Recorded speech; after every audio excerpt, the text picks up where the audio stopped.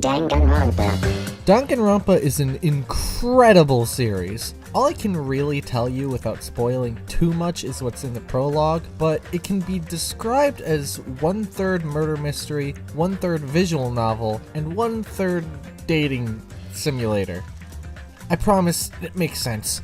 In each game, a bunch of high school students from Hope's Peak Academy, which is a school that only selects students that are the ultimates in their respective field, are told that they are trapped somewhere for the rest of their lives, and that they can only leave if they murder one of their classmates and get away with it. Yeah, pretty rough. This leads to the students investigating why they're there and who trapped them there, with free time dispersed throughout where you can spend time with any of the other surviving students as you please. Sometimes though, a murder will happen and you will have to solve it. If you find the culprit, they will be punished, aka executed. But otherwise, the guilty person will get to leave and everyone else will get the axe, in a quite literal sense. So yes, characters will die in this game, and it could happen to your favorite. You get used to it. But I'm not here to talk about the main game. At least, not this time. For this video, I want to talk specifically about post-game content. For most of the series, it's been existent, but not extensive. The first two games had a mode called School Mode and Island Mode respectively, where you could finish the free time events that you didn't have time to finish in the main game, as well as this kind of weird building minigame that was honestly surprisingly fun. But that was all. V3, the latest installment in the series, however, includes the Talent Plan mode on top of that, where you can select a character from Danganronpa 1, 2, or V3, and take them across the game board to level them up, which is relevant later. During this, you get a number of character interactions in different scenarios. It could be meeting someone in the lunchroom, or maybe even having a serious conversation about a personal issue. But why is this important, you ask? You might not be asking, but I'm asking for you. I'm glad you asked without prompting. Well, the main game's story is very dark, and often involves characters going through intense emotional turmoil and a number of people dying in the process. And while it does have its silly lighthearted moments and overall themes of hope, courage, and perseverance, it can be a quite depressing experience at times. And you know what the fans have been curious to see throughout all of this? What would happen if they just lived a normal high school life? And that's exactly what these interactions in the Talent Plan offer. They are in many ways equivalent to the normal high school life AUs, or alternate universes if you're out of the loop, that many fans have discussed and written about for years now.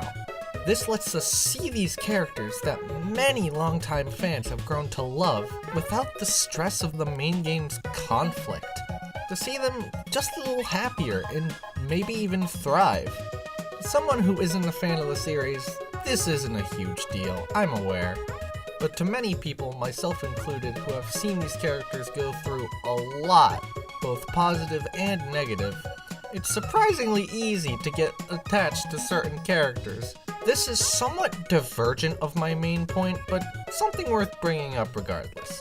After the Talent Plan, you can use your leveled up characters to go through Monokuma's dungeon and fight through some turn-based RPG battles. But at first, I honestly did not care about this at all. I just wanted to see some of the interesting new character interactions, especially between the characters that never actually met in the story because they were in different games. However, you only start with the lowest power tier for only the V3 characters.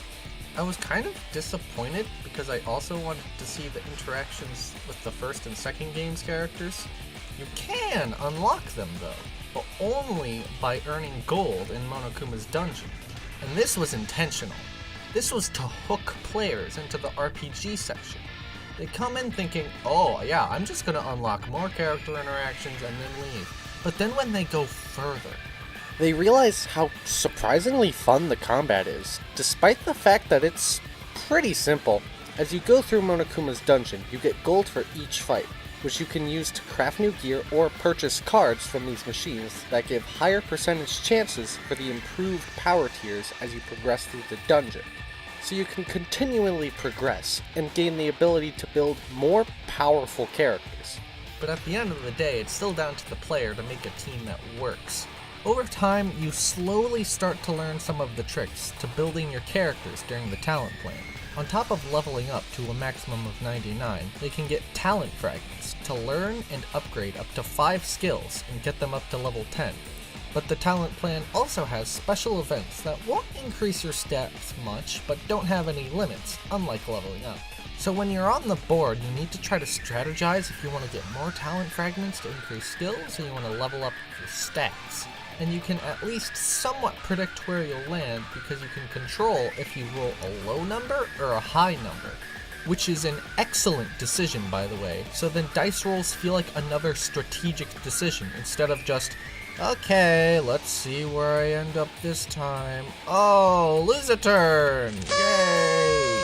You can also choose between 3 boards you can go on that have more of one kind of upgrade than another. Or you can end up not getting to the goal in time and wind up in this despair course, because why not? This actually does serve a purpose, but this is already a long video, so I'm not gonna explain it, sorry. And this isn't even mentioning the fact that characters are divided into 3 types: sports, variety, and intelligence. Which makes their stats progress differently, and all of the characters of these types have slight variations of their own, which I definitely did not use a guide for, as well as the equipment system that allows you to power up specific stats and specialize your characters in ways that might be a little difficult to control in character building. So long story short, there are a lot of different things to take into consideration for your strategy. Not as much during actual combat, but more so during actually building your characters. So maybe you haven't understood any of that complicated mumbo jumbo, and that's okay. However, let me take this moment to remind you, this series is not at all an RPG. It is a visual novel murder mystery. This RPG is just the post-game, and I've done this whole video about it. I've played this extra mode about the same amount of time that I've dropped into the main game's storyline, and I still have more to play of Monokuma's Dungeon if I wanted to. And honestly, I and multiple other people I know wouldn't have even touched it if we weren't drawn in by the connection that the board game had with the RPG game. And looking back, the first 2 games did something similar with School Mode and Island Mode. You started because you wanted to finish all those free time events, but then got strangely invested in this extra part where you gather for parts and manage resources and energy and try to craft precisely what you need. And I don't know, maybe I was the only person who was actually legitimately interested in that, but as far as I could tell, people liked it. So here's the big question, the part that makes this whole video matter. What can other games learn from this? Well, a few different things. First of all, if you have the time and resources, do something interesting for the post-game. Something a little different and a little wacky, but something that you're confident the fans will enjoy, which, to be fair, is easier to tell and will work much better if it's part of a long-running series, but still. Given that this is the 3rd main game in the series, which is not including the spin-off, the 2 13-episode anime arcs, and numerous reading material like Danganronpa If and Danganronpa Zero that all came before this, the team had quite a bit of time to analyze what the fan base wants. And they found that a lot of fans would like to see that alternate universe where everyone's happy and no one's hurt and everyone lives a happy life that they deserve, except the ones that I don't like. The developers knew exactly where to start with a new post-game idea with this information and did a superb job because of it.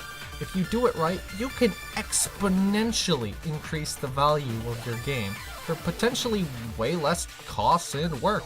Yeah, the assets for the talent plan probably took a while, but a lot of them are used more than once and likely aren't nearly as complicated and hard to make as all of the 3D environments and CGs that the main game provides, including animated videos for things like death reveals. However much work you put into the post-game, it will just add that much more value and playtime into your game, so don't underestimate the power it has.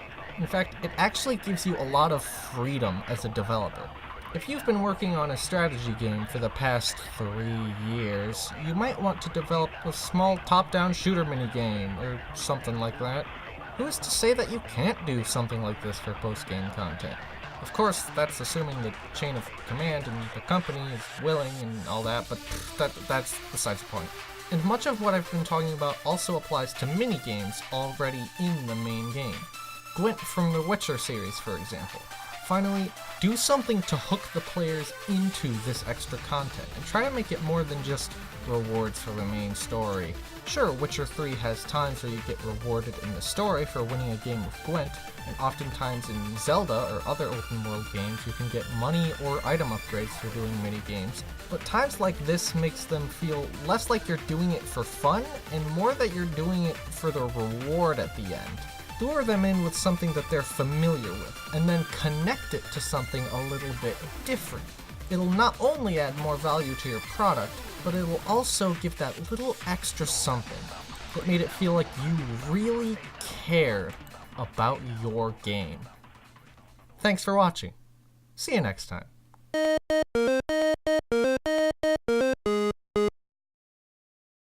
This episode was brought to you by bees! I just really wanted to say that. Okay, yeah, we're done.